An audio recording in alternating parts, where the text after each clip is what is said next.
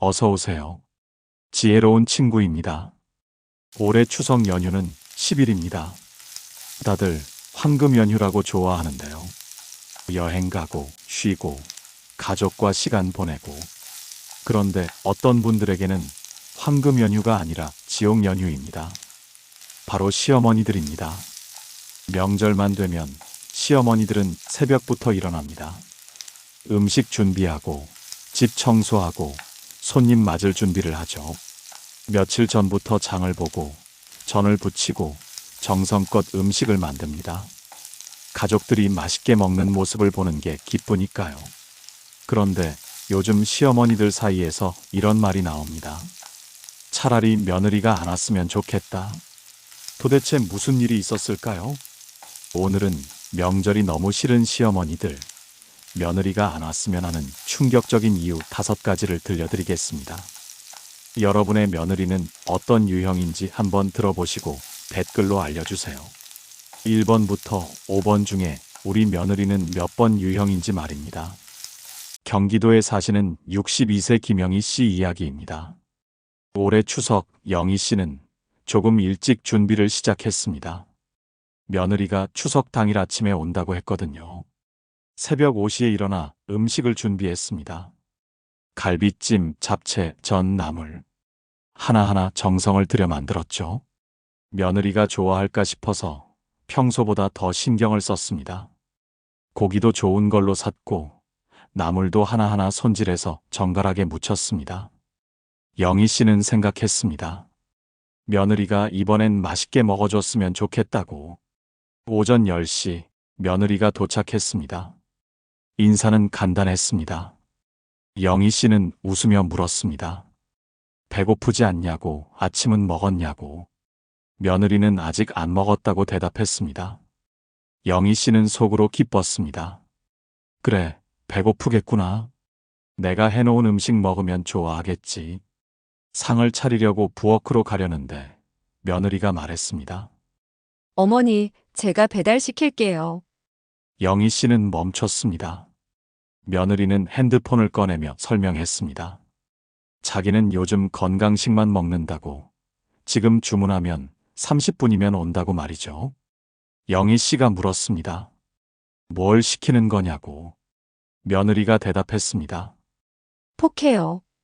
영희 씨는 되물었습니다. 그게 뭐냐고. 며느리가 이해 안 간다는 표정으로 쳐다봤습니다. 어머니, 포케 모르세요? 요즘 다들 먹는 건데. 그러면서 설명했습니다. 하와이 음식이라고. 밥 위에 생선이랑 야채 올린 거라고. 건강식이라고 말이죠. 영희 씨는 한 번도 들어본 적 없는 메뉴였습니다. 영희 씨는 그 자리에 서서 며느리를 바라봤습니다. 며느리는 아무렇지 않게 핸드폰으로 주문을 하고 있었습니다. 영희 씨는 부엌을 돌아봤습니다. 새벽부터 만든 음식들이 상 위에 가지런히 놓여 있었습니다. 김이 모락모락 나는 갈비찜, 색색깔로 예쁘게 담은 나물들, 정성껏 부친 전들. 그런데 며느리는 배달 음식을 시킨다고 합니다. 영희 씨는 속으로 생각했습니다. 내가 만든 음식이 싫은 건가? 내 음식이 맛이 없나? 30분쯤 지났을까요? 초인종이 울렸습니다. 며느리가 일어나 문을 열고 배달 음식을 받았습니다. 거실 테이블에 펼쳐놓더군요.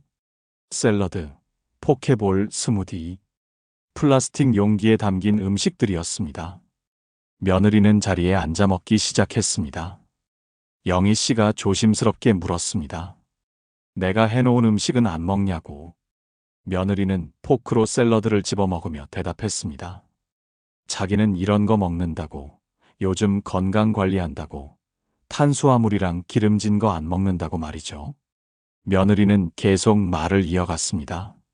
어머니도 이런 거 드시라고, 고기나 기름진 음식보다 훨씬 좋다고 요즘 건강 프로그램 보면 다 나온다고 말입니다. 영희 씨는 며느리가 먹는 배달 음식을 바라봤습니다. 그리고 자기가 만든 음식을 봤습니다. 며느리는 영희 씨가 만든 음식에는 눈길도 주지 않았습니다. 영희 씨는 생각했습니다.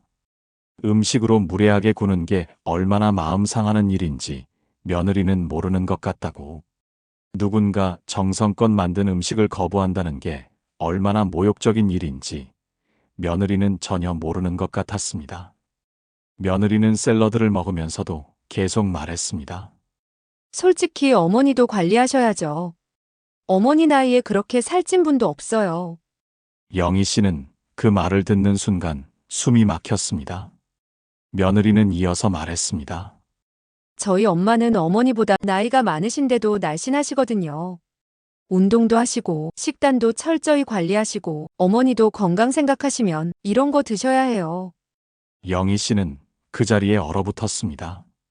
사람마다 식성도 다르고 체형도 다릅니다. 누구는 먹어도 안 찌고 누구는 조금만 먹어도 찝니다. 타고난 체질이 있는 겁니다. 그런데 며느리는 친정엄마와 비교하며 시어머니의 체형을 비난하고 있었습니다. 며느리는 타고나길 날씬했습니다. 먹어도 안 찌는 체질이었죠. 그런 며느리 앞에서 영희 씨는 할 말이 없었습니다. 며느리는 자기 배달 음식을 먹으며 건강 강의를 하고 있었습니다. 그 앞에 새벽부터 만든 음식은 그대로 식어가고 있었습니다. 점심때가 되었습니다. 영희 씨는 다시 상을 차렸습니다. 혹시 며느리가 먹을까 싶어서였습니다. 하지만 며느리는 또 핸드폰을 꺼냈습니다. 어머니, 저는 그냥 배달시킬게요. 며느리는 점심은 닭가슴살 샐러드를 먹어야 한다고 말했습니다. 영희 씨는 더 이상 말을 하지 않았습니다. 며느리는 이틀 동안 우리 집에 있었습니다. 이틀 내내 배달 음식만 시켜 먹었습니다. 영희 씨가 만든 음식은 한 번도 입에 대지 않았습니다. 그러면서 계속 말했죠. 어머니 건강 챙기라고, 나중에 병원비 더 나온다고, 관리 안 하시는 거 티난다고 말입니다. 며느리가 돌아간 후 영희 씨는 남은 음식들을 바라봤습니다. 새벽부터 만든 갈비찜, 정성껏 무친 나물들, 하나하나 부친 전들. 며느리는 이 음식들을 한 번도 먹지 않았습니다. 영희 씨는 음식들을 치우면서 눈물이 났습니다. 음식을 만드는 일은 단순히 배를 채우는 게 아닙니다. 정성이고 마음이고 사랑입니다. 그걸 거부당한다는 건 사랑을 거부당하는 것과 같습니다. 영희 씨는 그날 밤 혼자 생각했습니다. 차라리 며느리가 안 왔으면 좋겠다고. 그냥 안 보고 싶다고. 건강 핑계로 시어머니 음식에 손도 안 대는 며느리. 새벽부터 만든 정성을 거부당하는 기분. 여러분도 아시죠? 음식을 거부당한다는 건 마음을 거부당하는 겁니다. 여러분의 며느리는 어떤가요? 건강 핑계로 시어머니 음식에 손도 안 대는 며느리. 새벽부터 만든 정성을 거부당하는 기분. 여러분도 아시죠? 음식을 거부당한다는 건 마음을 거부당하는 겁니다. 여러분의 며느리는 어떤가요? 그런데 더 기가 막힌 며느리가 있습니다. 음식을 거부하는 것도 모자라 시어머니를 가르치려 드는 며느리입니다. 40년, 50년을 살아온 어른을 학생 취급하는 며느리 말이죠. 두 번째 유형 들어보시겠습니까? 부산에 사시는 65세 윤혜자 씨 이야기입니다. 혜자 씨는 명절 음식을 40년간 해왔습니다. 시집와서 시어머니한테 배우고 또 혼자 연구하면서 40년을 만들어 왔죠. 갈비찜은 혜자 씨가 가장 자신 있는 음식이었습니다. 집안 식구들이 제일 좋아하는 음식이기도 했고요. 올해로 결혼 3년 차인 며느리는 요리사 출신인데요. 결혼 전에 호텔 레스토랑에서 일했답니다. 혜자 씨는 그래서 이번 명절에 더 신경을 썼습니다. 며느리가 요리사니까 음식을 잘 만들어야겠다 싶었던 거죠. 이번 명절에도 혜자 씨는 새벽부터 갈비를 손질했습니다. 고기를 재우고 양념을 만들고 정성껏 끓였습니다. 며느리가 도착했습니다. 혜자 씨는 부엌에서 갈비찜을 끓이고 있었습니다. 며느리가 부엌으로 들어왔습니다. 도와주려는 건가 싶었습니다. 그런데 며느리가 말했습니다. 어머니, 갈비찜 만드세요? 제가 도와드릴게요. 혜자 씨는 고맙다고 했습니다. 며느리가 냄비 뚜껑을 열어봤습니다. 그리고 표정이 굳어지더군요. 어머니, 이거 고기 핏물 안 빼셨어요? 혜자 씨는 당황했습니다. 며느리가 설명했습니다. 고기는 핏물부터 빼야 한다고, 찬물에 30분은 담가놔야 한다고, 그래야 잡내가 안 난다고 말이죠. 혜자 씨는 40년간 그렇게 하지 않았습니다. 그냥 고기를 씻어서 바로 양념에 재웠습니다. 그게 혜자 씨 방식이었고, 가족들은 맛있게 먹었습니다.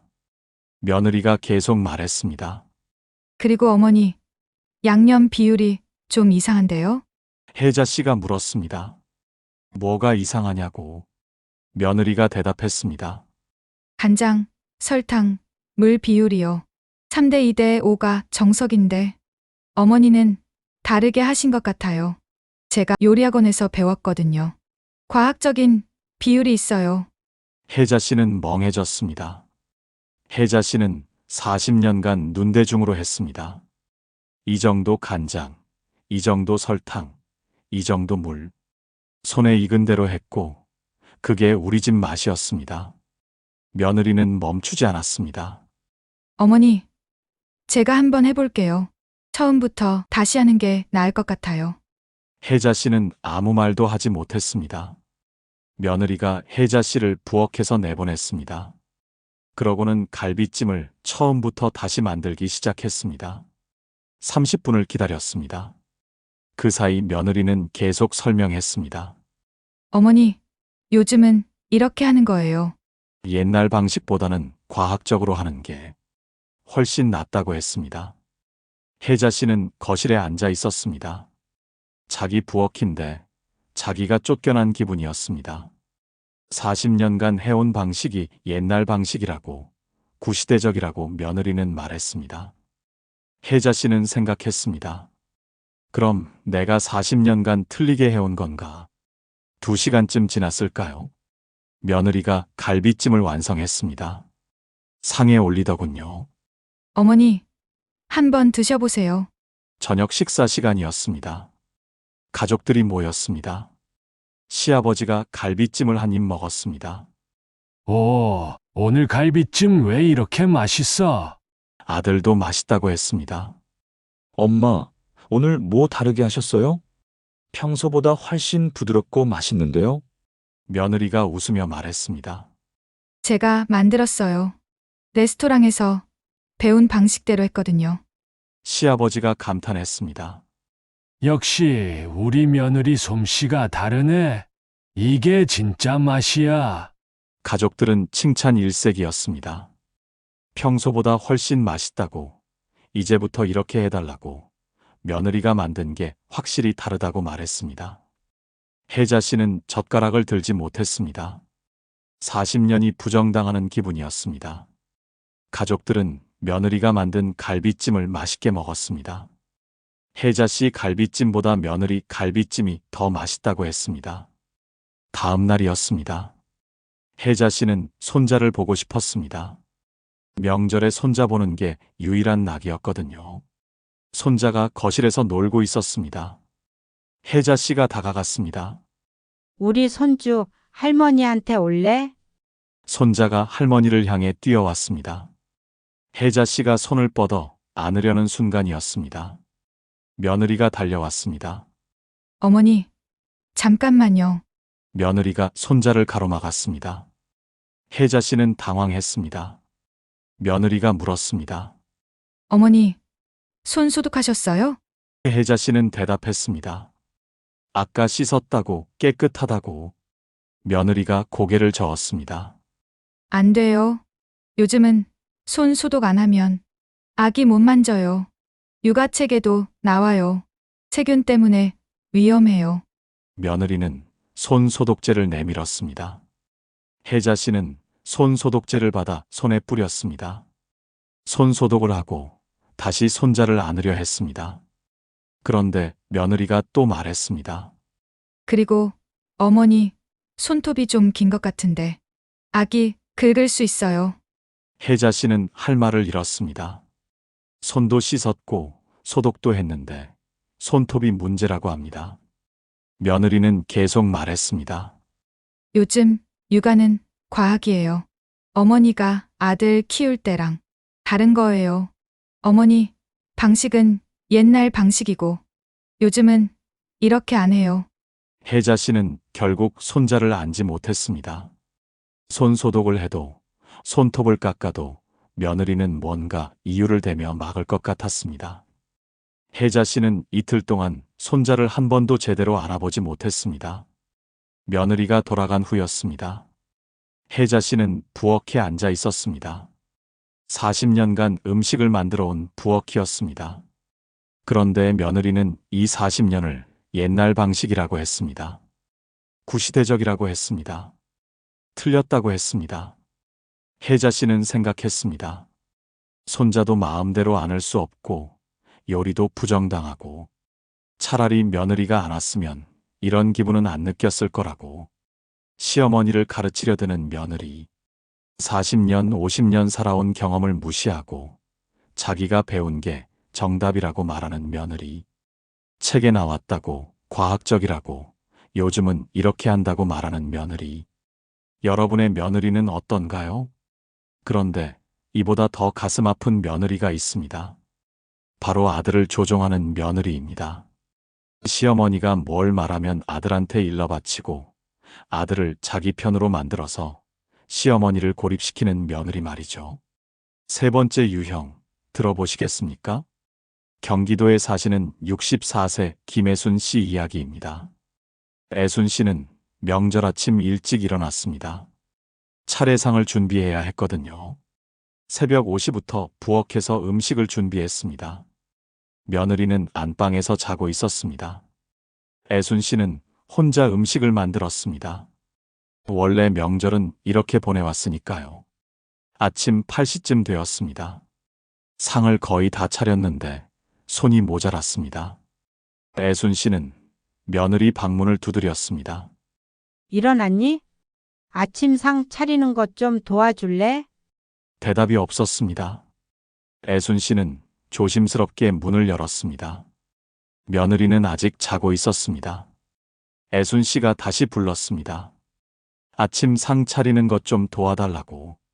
며느리는 대답도 하지 않고 이불을 뒤집어 썼습니다. 애순 씨는 어쩔 수 없이 혼자 상을 차렸습니다. 30분쯤 지났을까요? 아들이 방에서 나왔습니다. 애순 씨는 반가웠습니다. 아들아, 밥 먹어라. 그런데 아들의 표정이 좋지 않았습니다. 아들이 물었습니다. 엄마, 며느리한테 왜 아침 차리래요? 애순 씨는 당황했습니다. 며느리가 아들한테 말한 겁니다. 애순 씨가 대답했습니다. 아니, 나는 새벽부터 일하는데 며느리는 자고 있어서. 아들이 말을 끊었습니다. 엄마, 며느리도 힘든데? 쉬게 해줘요. 애순 씨는 어이가 없었습니다. 나는 새벽부터 일하는데. 아들이 말했습니다. 엄마는 여기 사시잖아요. 며느리는 손님이에요. 손님한테 일 시키면 어떡해요? 애순 씨는 할 말을 잃었습니다. 손님이요? 며느리가 손님입니까? 그럼 며느리는 명절에 와서 그냥 쉬기만 하면 되는 겁니까? 애순 씨는 아무 말도 하지 못했습니다. 아들은 며느리 편을 들고 있었습니다. 며느리가 방에서 귀에 대고 뭐라고 했는지 분명했습니다. 점심때였습니다. 애순 씨는 또 혼자 준비했습니다. 며느리는 거실에서 핸드폰을 보고 있었습니다. 애순 씨가 말했습니다. 상 차리는 것 좀 도와줄래? 며느리가 고개도 들지 않고 대답했습니다. 저 좀 피곤해서요. 애순 씨는 혼자 상을 차렸습니다. 그런데 이상한 건 며느리는 핸드폰 보면서 웃고 있었습니다. 피곤하다면서 핸드폰은 열심히 보고 있었습니다. 저녁이었습니다. 애순 씨는 하루 종일 부엌에 있었습니다. 허리가 아프고 다리가 부었습니다. 애순 씨가 거실에 나와 앉았습니다. 며느리는 여전히 소파에 앉아 TV를 보고 있었습니다. 애순 씨가 말했습니다. 설거지 좀 해줄래? 며느리가 TV를 보며 대답했습니다. 제가요? 전 원래 설거지 안 해요. 식기세척기 쓰거든요. 그때 아들이 나타났습니다. 엄마, 그냥 제가 할게요. 놔두세요. 며느리는 다시 TV를 보고 속 터진 애순 씨는 그냥 자리에서 일어나 부엌으로 갔습니다. 결국 애순 씨가 설거지를 했습니다. 10분쯤 지났을까요? 아들이 다시 나타났습니다. 엄마, 며느리한테 왜 자꾸 일 시켜요? 애순 씨는 멍해졌습니다. 또 며느리가 아들한테 말한 겁니다. 애순 씨가 설명했습니다. 아니, 나는 하루 종일 일했는데 아들이 말했습니다. 엄마, 며느리도 회사 다니면서 힘들어요. 명절에 와서라도 쉬게 해주세요. 며느리가 스트레스 받으면 저도 힘들어요. 애순 씨는 그 말을 듣는 순간 가슴이 무너졌습니다. 며느리가 스트레스 받으면 아들이 힘들다고요? 그럼 애미는 힘들지 않냐는 겁니까? 애순 씨는 아무 말도 하지 못했습니다. 아들은 완전히 며느리 편이었습니다. 어머니 말은 듣지도 않았습니다. 며느리가 뭐라고 하면 그대로 믿고 어머니한테 따지러 왔습니다. 이틀째 되는 날이었습니다. 애순 씨는 손자에게 용돈을 주려고 했습니다. 5만 원을 봉투에 넣었습니다. 이거 할머니가 주는 거야. 맛있는 거 사 먹어. 손자가 기뻐했습니다. 손자는 용돈을 받아들고 방으로 뛰어갔습니다. 애순 씨는 흐뭇했습니다. 30분쯤 지났을까요? 며느리가 나타났습니다. 손에 5만 원을 들고 있었습니다. 어머니, 이거 다시 가져가세요. 애순 씨는 당황했습니다. 왜? 손주 용돈인데 며느리가 말했습니다. 어머니, 저희가 경제적으로 안 어려워요. 그리고 아이한테 돈으로 사랑 표현하는 거 교육상 안 좋아요. 아이가 돈의 가치를 모르게 돼요. 애순 씨는 용돈을 돌려받았습니다. 할머니가 손주한테 용돈 주는 게 뭐가 나쁩니까? 그런데 며느리는 교육상 안 좋다고 했습니다. 며느리가 돌아가는 날이었습니다. 애순 씨는 현관까지 나가지 않았습니다. 방에 있었습니다. 아들이 방문을 두드렸습니다. 엄마, 우리 가요. 인사하러 나오세요. 애순 씨는 나가지 않았습니다. 아들이 또 두드렸습니다. 엄마, 왜 이러세요? 애순 씨는 대답했습니다. 그냥 가거라. 난 나가지 않을게. 아들이 문을 열고 들어왔습니다. 엄마, 며느리한테 화났어요? 애순 씨는 아들을 바라봤습니다.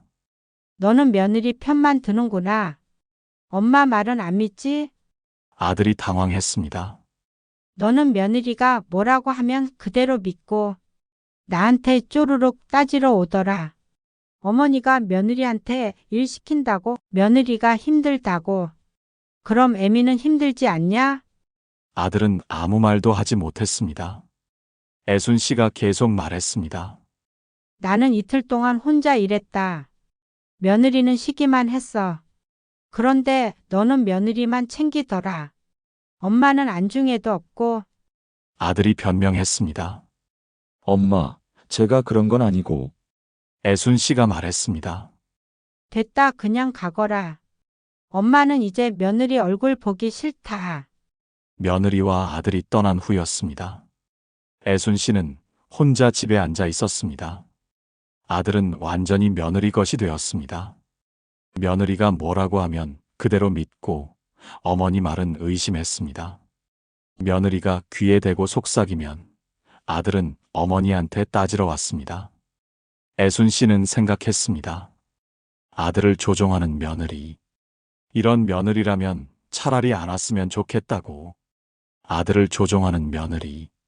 시어머니가 뭘 하면 아들한테 일러바치고 아들을 자기 편으로 만들어서 시어머니를 고립시키는 며느리. 며느리 때문에 아들과의 관계까지 틀어지는 시어머니들 여러분은 어떠신가요? 그런데 또 다른 며느리가 있습니다. 가사도우미 취급하는 며느리입니다. 명절 내내 집을 난장판으로 만들어 놓고 치우는 건 시어머니 몫이라고 생각하는 며느리 말이죠. 네 번째 유형 들어보시겠습니까? 인천에 사시는 66세 서금자 씨 이야기입니다. 금자 씨네는 이번 명절에 온 가족이 모였습니다. 아들 내외 손자까지. 금자 씨는 기뻤습니다. 오랜만에 가족이 다 모이는 거니까요. 명절 첫날은 좋았습니다. 다 같이 밥 먹고 이야기하고 손자 얼굴 보고 금자 씨는 행복했습니다. 그런데 이틀째부터 문제가 생겼습니다. 손자가 과자를 먹고 부스러기를 거실에 떨어뜨렸습니다. 며느리는 아무 말도 하지 않았습니다. 그냥 핸드폰을 보고 있었습니다. 금자 씨가 쓸고 닦았습니다. 손자니까 당연하다고 생각했습니다. 점심을 먹었습니다. 상을 치워야 했습니다. 며느리는 소파에 누워 핸드폰을 하고 있었습니다. 금자 씨가 혼자 상을 치우고 설거지를 했습니다. 저녁이었습니다. 금자 씨는 거실을 보고 한숨이 나왔습니다. 집이 금방 난장판이 되어 있었습니다. 손자 장난감이 바닥에 굴러다니고 아들 옷이 소파에 벗어져 있고 먹다 남은 과자 봉지가 테이블 위에 놓여 있었습니다.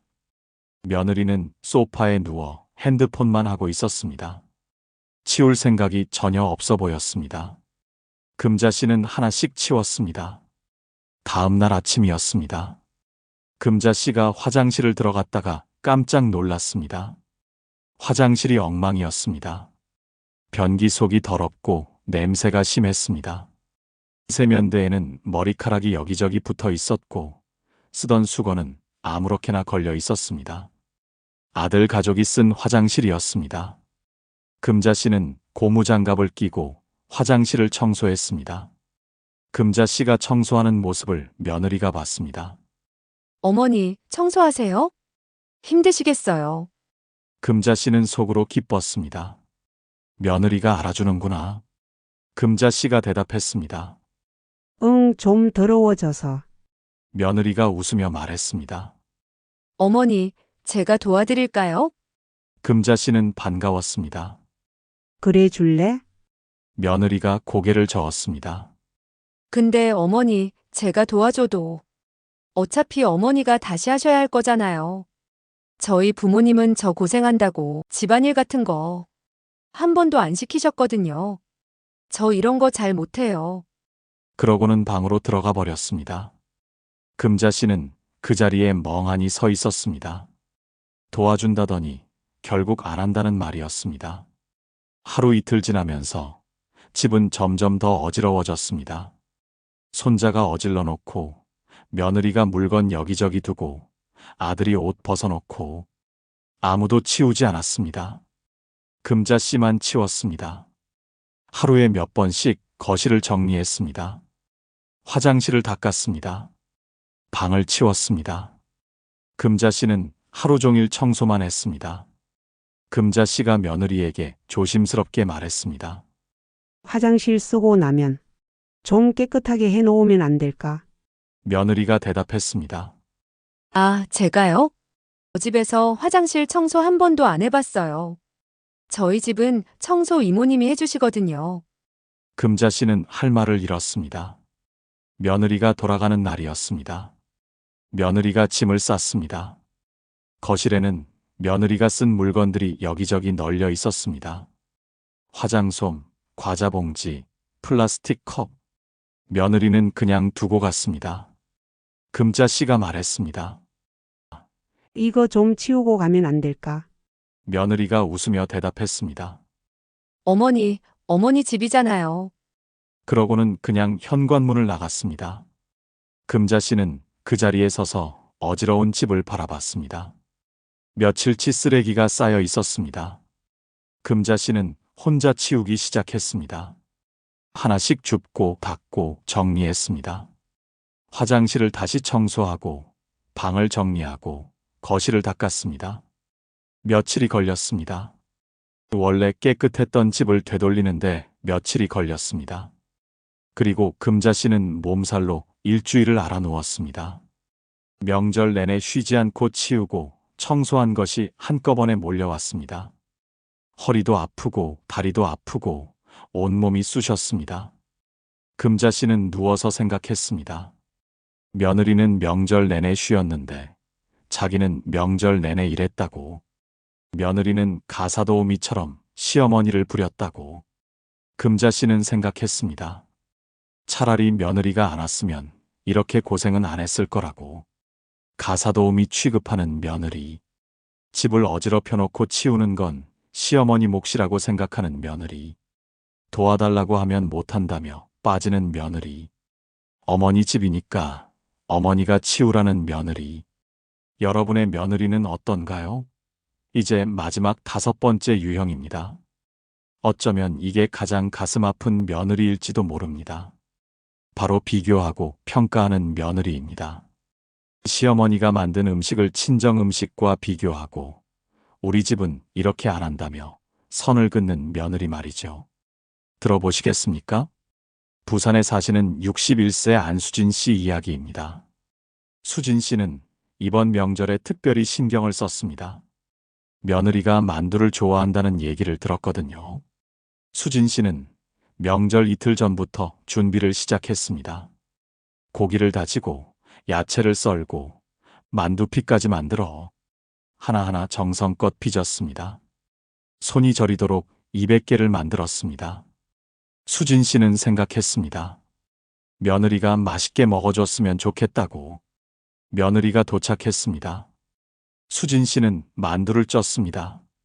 김이 모락모락 나는 만두를 상에 올렸습니다. 내가 좋아한다고 해서 만두 만들었다 먹어봐. 며느리가 만두를 하나 집어 먹었습니다. 한입 베어 물더니 표정이 묘해졌습니다. 며느리가 말했습니다. 어머니, 이거 고기가 좀 많이 들어간 것 같아요. 수진 씨는 당황했습니다. 며느리가 계속 말했습니다. 저희 집은 만두에 고기를 이렇게 많이 안 넣어서요. 야채 위주로 넣거든요. 저희 집 스타일이랑은 좀 달라서. 수진 씨는 귀를 의심했습니다. 저희 집은요. 며느리는 자꾸 저희 집이라고 했습니다. 여기는 저희 집이 아니라는 듯이 말이죠. 점심 준비를 했습니다. 수진 씨는 갈비찜, 잡채, 나물을 차렸습니다. 정성껏 만든 음식들이었습니다. 며느리가 먹으면서 말했습니다. 어머니, 갈비찜 간이 좀 센 것 같아요. 저희 집은 간을 약하게 해서요. 또 저희 집이었습니다. 수진 씨는 아무 말도 하지 못했습니다. 저녁 식사 때였습니다. 수진 씨가 만든 나물을 며느리가 먹었습니다. 어머니, 이 나물은 참기름 향이 강한데 저희 집은 참기름을 거의 안 넣어서요. 담백한 맛을 좋아하거든요. 수진 씨는 젓가락을 내려놨습니다. 며느리는 음식 하나하나마다 저희 집은 이렇게 안 한다고 했습니다. 수진 씨는 생각했습니다. 며느리는 결혼했으면 한 가족이 된 건데 자꾸 저희 집 하면서 선을 긋는다고. 시댁과 친정을 편 가르듯이 나눠서 말한다고. 수진 씨는 며느리를 가족이라고 생각했습니다. 우리 며느리, 우리 식구라고 생각했습니다. 그런데 며느리는 자꾸 남처럼 멀게만 느껴졌습니다. 보이지 않는 선을 그어놓고 있었습니다. 이틀째 되는 날이었습니다. 며느리가 핸드폰으로 사진을 찍었습니다. 수진 씨가 차린 명절 상을 찍더군요. 수진 씨는 물었습니다. 뭐하니? 며느리가 대답했습니다. 아, 저희 엄마한테 보내드리는 거예요. 엄마가 시댁 음식 어떤지 궁금해 하시거든요. 수진 씨는 며느리가 핸드폰을 하는 모습을 슬쩍 봤습니다. 며느리가 장모에게 보낸 메시지가 보였습니다. 엄마, 시댁 음식이야. 우리 집이랑 스타일이 많이 다르지? 그래도 먹을 만은 해. 역시 엄마 음식이 최고야. 수진 씨는 그 문자를 똑똑히 봤습니다. 시댁 음식. 우리 집. 또 선을 긋고 있었습니다. 수진 씨는 그 자리에서 부엌으로 들어갔습니다. 눈물이 났습니다. 이틀 전부터 만든 만두였습니다. 새벽부터 만든 음식들이었습니다. 하나하나 정성을 들인 음식들이었습니다. 그런데 며느리는 자꾸 저희 집은 이렇게 안 한다고. 시댁과 친정을 나눠서 말하고 있었습니다. 가족이라고 생각했는데 며느리는 여전히 남이라고 생각하는 것 같았습니다. 며느리가 돌아가는 날이었습니다. 며느리가 인사를 했습니다. 그래, 조심해서 가거라. 며느리가 간 후 수진 씨는 남은 음식들을 치웠습니다. 만두, 갈비찜, 나물. 며느리가 저희 집 스타일이 아니라고 했던 음식들이었습니다. 수진 씨는 생각했습니다. 결혼하면 한 가족이 되는 줄 알았는데 며느리는 자꾸 선을 긋는다고. 저희 집 시댁이라는 말로 벽을 만든다고. 수진 씨는 생각했습니다. 차라리 며느리가 안 왔으면 이렇게 남처럼 느끼지는 않았을 거라고. 비교하고 평가하는 며느리. 시어머니 음식과 친정 음식을 비교하고 저희 집은 이렇게 안 한다며 선을 긋는 며느리.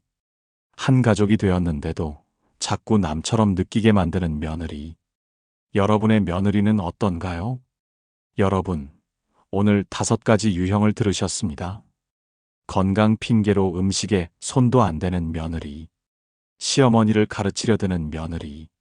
아들을 조종하는 며느리. 가사도우미 취급하는 며느리. 비교하고 평가하는 며느리. 여러분의 며느리는 몇 번 유형이었나요? 혹시 여러 개가 해당되시나요? 그럼 정말 고생이 많으셨습니다. 명절이 끝나면 시어머니들은 지칩니다. 몸도 마음도 지칩니다. 며느리 때문에 속상하고 억울하고 서럽습니다. 그런데 여러분, 이렇게 계속 속상해하면 우리만 손해입니다. 며느리는 잘 모릅니다. 우리가 얼마나 힘든지, 얼마나 속상한지 말이죠. 그럼 어떻게 해야 할까요? 몇 가지 방법을 말씀드리겠습니다. 첫째, 기대를 낮추십시오. 며느리가 달라질 거라고 기대하지 마세요. 며느리는 며느리대로 살아온 방식이 있고 생각이 있습니다. 그걸 바꾸려고 하면 우리만 힘듭니다. 기대를 낮추면 실망도 줄어듭니다. 며느리가 도와주면 고맙고 안 도와줘도 원래 그런 거라고 생각하세요. 둘째, 명절을 간소하게 보내십시오. 음식을 많이 안 해도 됩니다. 전을 안 부쳐도 됩니다. 간단하게 차리세요. 며느리가 뭐라고 해도 상관없습니다. 어머니 건강이 더 중요합니다. 힘들면 외식하거나 배달 음식을 시켜도 괜찮습니다. 명절은 정성이 아니라 마음입니다. 셋째, 명절에 꼭 만나지 않아도 됩니다. 요즘은 각자 명절을 보내는 집도 많습니다. 아들 내외가 바쁘다면 명절 아닌 날 만나도 됩니다. 서로 편한 날 만나서 밥 한 끼 먹는 게 명절에 억지로 모이는 것보다 낫습니다. 며느리가 안 오면 섭섭하기도 하지만 편하기도 합니다. 그것도 괜찮습니다. 넷째, 여러분만의 시간을 가지세요. 명절에 자식들 오기만 기다리지 마세요. 친구들 만나서 여행 가세요. 취미 생활 하세요. 영화 보고, 운동하고, 책 읽으세요. 며느리 때문에 스트레스 받을 시간에 여러분이 좋아하는 일 하세요. 자식들이 전부가 아닙니다. 여러분의 인생이 더 중요합니다. 다섯째, 같은 처지의 친구들과 이야기 나누세요. 혼자 소갈이하지 마세요. 친구들도 비슷한 고민이 있습니다. 서로 이야기하면 위로가 됩니다. 나만 힘든 게 아니구나. 다들 그렇구나 하면 마음이 좀 편해집니다. 여섯째, 며느리에게 너무 많이 베풀지 마세요. 용돈 많이 주지 마세요. 음식 많이 해주지 마세요. 며느리가 고마워하지 않으면 우리만 속상합니다. 적당히 하세요. 여러분도 여러분을 위해 돈 쓰고 시간 쓰세요. 일곱째, 마음을 비우세요. 며느리 때문에 화나고 속상해도 그 감정을 오래 가지고 있지 마세요. 화내고 속상해하고 그러고 나서 털어내세요. 며느리 생각하느라 우리 건강 망치면 안 됩니다. 여러분, 명절은 매년 옵니다. 앞으로도 계속 올 겁니다. 그때마다 며느리 때문에 스트레스 받으면 우리만 손해입니다. 이제는 우리가 마음을 바꿔야 합니다. 며느리를 바꾸려 하지 말고 우리 마음을 바꾸는 겁니다. 기대하지 않고 간소하게 지내고 우리 삶을 즐기는 겁니다. 며느리가 어떻든 우리는 우리 인생을 살아야 합니다. 며느리 눈치 보며 사는 게 아니라 우리가 하고 싶은 대로 사는 겁니다. 그게 우리가 행복해지는 방법입니다. 여러분, 고생 많으셨습니다. 이번 명절도 잘 보내셨습니다. 이제 여러분을 위한 시간을 가지세요. 며느리 생각은 잠시 내려놓으시고 여러분이 좋아하는 일 하세요. 친구 만나고 여행 가고 맛있는 거 드시고 푹 쉬세요. 오늘 영상이 도움이 되셨다면 구독과 좋아요 버튼을 꼭 눌러주세요. 여러분의 작은 응원이 더 좋은 콘텐츠를 만드는 힘이 됩니다. 그리고 주변에 이 영상이 필요한 분들이 계시다면 공유해 주세요. 그리고 댓글로 여러분의 이야기를 들려주세요. 우리 며느리는 몇 번 유형이었는지, 어떻게 명절을 보내셨는지 서로 공감하고 위로하면 좋겠습니다. 지혜로운 친구는 더 좋은 이야기로 찾아뵙겠습니다. 고맙습니다.